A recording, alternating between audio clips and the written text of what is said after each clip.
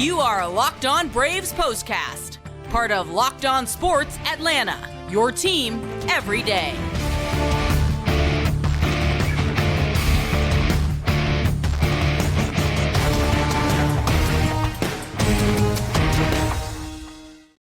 And hello and welcome in to the Braves POSTCAST, part of Locked On Sports Atlanta. Grant McAuley, Jake Mastroianni back with you as we start a new weekend.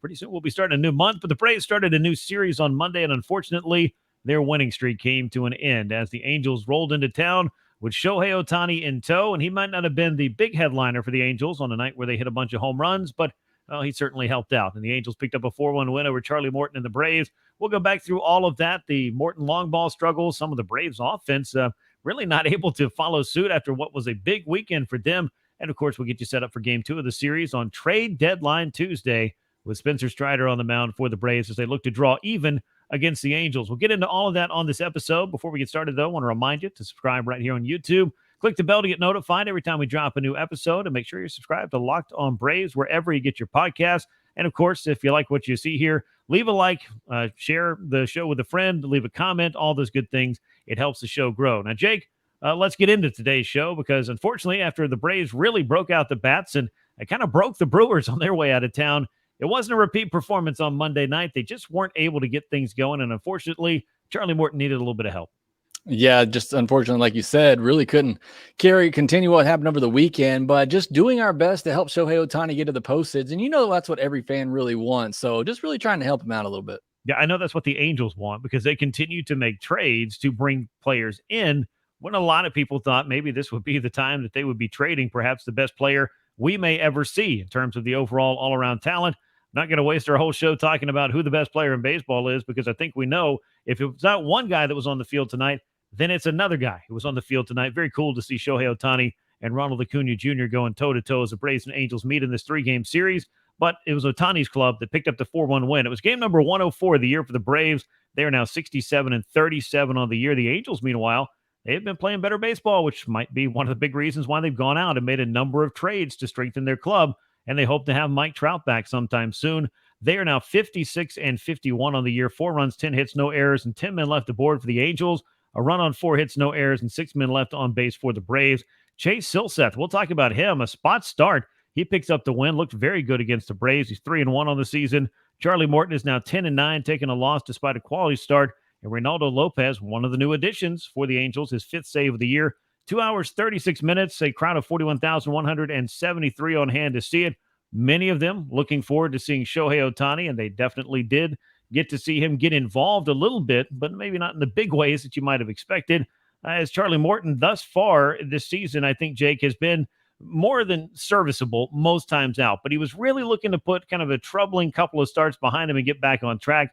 A quality start, 6 innings, 6 hits, 3 runs, all of those on solo homers, 3 walks, 8 strikeouts was certainly good to see. A wild pitch, a hit batsman that happened to be Shohei Ohtani the first time up, an intentional walk to Shohei Ohtani that got some boos the second time up, but overall for Charlie, he navigated 6 innings is the best way I could describe it. What do you see out of Charlie, and do you feel like maybe he made some progress tonight after 2 back-to-back starts in which he certainly wasn't able to give the Braves what they needed? I think he certainly did. Obviously, a very rough first inning there. Gave the home run to Rengifo to start the game. You hit Ohtani. You walk a couple of batters. You load the bases. He is able to get out of that, only allowing the home run. Then after that, I thought he settled in a little bit. You look at the dominant type stuff for Charlie Morton. You talked about the 8 strikeouts, a 47% swing and miss rate tonight, 23 whiffs on 49 swings. We talk about it all the time.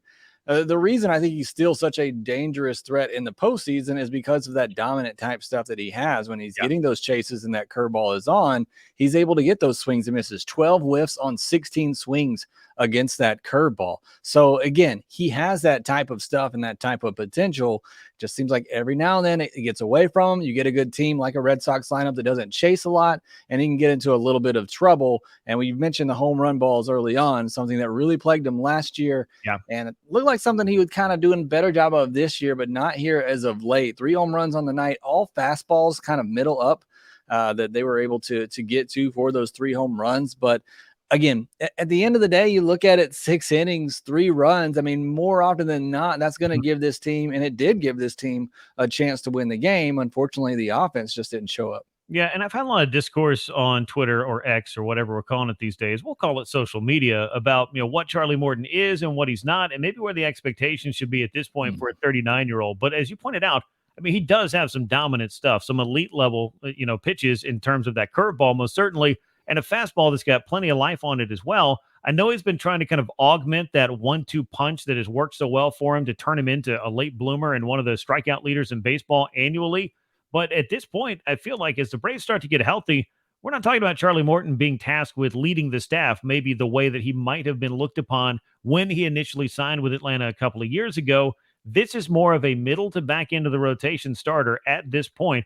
And if he can give you the 6 innings of a quality start, 3 runs or fewer, and he's done that plenty of times this year, but he's had, as I mentioned lately, a couple of clunkers, which are going to be thrown in when you make 30, 32 starts a year. That I think is the realistic expectation for Charlie Morton. Could he see a postseason start? Certainly. But if you're running out Max Fried and Spencer Strider, and you have the opportunity to maybe have a healthy Kyle Wright back in the mix, you're not looking at Charlie Morton as that frontline starter. And I don't know if this is just semantics or just we need something to talk about because the Braves don't lose as much as they used to. So when they do, we got to kind of, it's turned into Chicken Little or I don't know what. But I guess I say all this to say, Charlie Morton, if he's your third or fourth starter, maybe even fifth starter, depending on how you look at what Bryce Elder's done this year, you're in a pretty good spot as a rotation. The Braves, though, they need to get healthy, and they've leaned on Charlie Morton a lot the last couple of months with no Max Fried and with no Kyle Wright. They have. And I think a lot of it has to do with the price tag. I mean, say what you want, but a lot of fans in general, they'll look and see he's making $20 million. He's the highest paid starter, and they're expecting him to be that top of the rotation guy. But as you mentioned, he's just not. If everybody's healthy, he's at best the third starter on this team behind Spencer Strider and Max Fried. So a guy that has a 3.6 ERA, a guy that's giving you a quality start, when you look at it from that mindset, I think Charlie Morton's giving you what you need to. And I think he stepped up at times with all the injuries in the rotation. He had a really good run, about four or five starts in a row before this little bump that he's been on here for the last 2 or 3 starts. And again, this was a quality start with 8 strikeouts. This game is not on him by any means. But again, I think a lot of it from a fan perspective is just at the fact that he is getting paid more than all the other starters. So that means he should be that top of the rotation guy. And as you said, at 39, he's not that right now, but he still is a very solid third, middle of the rotation type of starter. Yeah, it just kind of feels like maybe it's semantics. I don't know, with the tag that we're putting on Charlie Morton at this point and the expectations again. And obviously, he's getting paid this money because he has shown in the past that he can help lead a staff, that he can pitch well in the postseason. And I think he's still going to have an opportunity for the Braves to pitch in the postseason. It's one of the big things they brought him in for. But as far as, the getting this staff the way that it needs to be, Spencer Strider stepping up this year to continue what he showed he could do in his rookie season, that's a big development. Getting a healthy Max Fried back is a big development. And maybe you get Kyle Wright back in this whole thing and gassed up and ready to go for the postseason. At that point, you've got the weapons that you need. So I don't feel like it's a case of, Charlie Morton is not leading the staff the way he needs to anymore. I think it's just more or less, knowing what he is at this point and realizing that when this team is healthy and at full strength, it's a pretty darn deep rotation. They've just had all of that depth really tested this year, both in the rotation and in the bullpen. But putting all of that aside, in the bullpen, there's a return that we wanted to see, needed to see for the Braves to start to get healthy and back to full strength. That, of course, is lefty A.J. Minter, activated from the injured list. A scoreless inning. They did give up a base hit to Ohtani, though I thought it was just more of a great job of hitting than anything AJ wasn't able to do. Got a double play at nifty one turned by Austin Riley and was able to pick up a strikeout. So what do you think of AJ Minter and his return? And I think we both know how important he is for the Braves as they try to bridge that gap from the 7th inning on. Yeah, he's definitely important for the Braves and their success going forward. You got to have AJ Minter out there being that dominant type of reliever in the 7th, 8th inning, whatever it may be, facing the middle of the order as he came in to do on this night. Facing Ohtani, like I said, did give up a hit there on a pitch that's on the black away, and Ohtani just really strong, able to get that ball in for a hit, but he did get the double play to get out of it, then gets a strikeout to end the inning. So good stuff from AJ Minter, but he is crucial. I've said it before. Him coming back, Matt Fried coming back, I think are 2 of the most important newsworthy items for this team going forward, because I think you got to have those 2 guys healthy and pitching like they're capable for this rotation to be at full strength. Yeah, they definitely do. And, it's not just the bullpen needing to get to full strength or the rotation needing to get to full strength. It's been both groups. And when you've got that kind of double whammy where you're missing major players on both sides, it's going to mean a lot to make these returns or to get guys who are returning at this time. I mean, AJ Minter's a big domino that's just fallen. Max Fried, by the end of the week, I think he's going to throw one more bullpen, and the Braves will make their determination of when he can rejoin the staff. And, I hate to just belabor the point, but the Braves at 30 games over 500 once again, with one of the better ERAs in baseball and able to at least hold serve on the mound and use what is a potent offense. I think the best lineup 1 through 9 in all of baseball.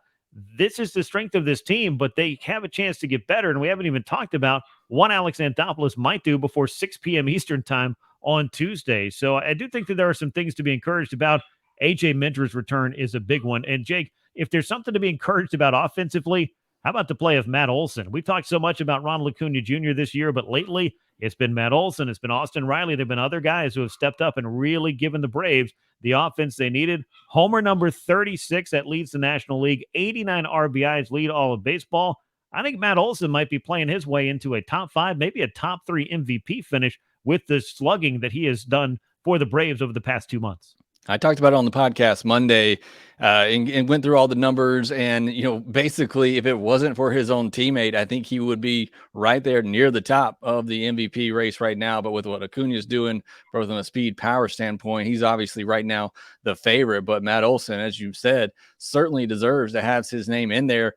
I know the average isn't the end all be all, but you look at where he was earlier in the year, around 230, 240, I believe at one point. He's now up to 263. You look at that OPS at 959. Yep. You know what he's doing slugging wise, hitting homers, driving in runs. I mean, it's just the walks have been there all season long. So he's always done a great job of that and getting on base. So, I mean, he's putting together a complete year here. And I think you're right. I think, the way this continues, I think he's easily going to be, top 5 vote getter in the NL MVP race.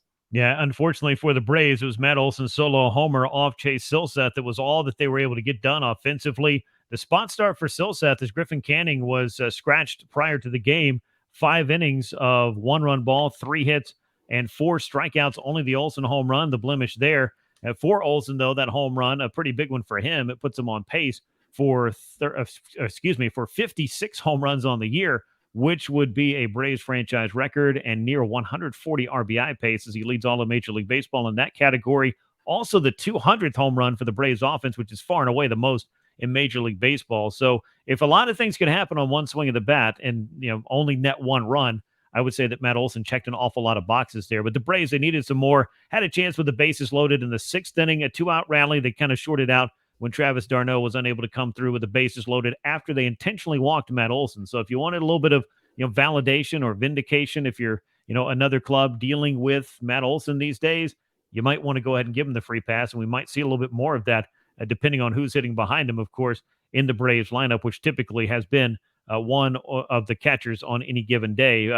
Not a lot else offensively to speak of. The only other hits belonging to Austin Riley and Marcell Ozuna, as Matt Olson was 2 for 2 and also walked twice in this one. So a very quiet night from the Braves offense. But fortunately for Atlanta, they are just typically not going to have to worry too much about slipping in the standings. And they've got the Marlins and Phillies facing off. So, Jake, both these teams won't be able to gain on the Braves, but the Phillies, the second place club, did pick up a win on Monday night, but they're still 11 games back in the NL East. So it should be interesting to see what the Braves do in this series, of course. And when the two teams chasing them are facing one another, that kind of negates what could be, I think, bigger gains for one or both of those clubs if they just continue to trade wins and losses.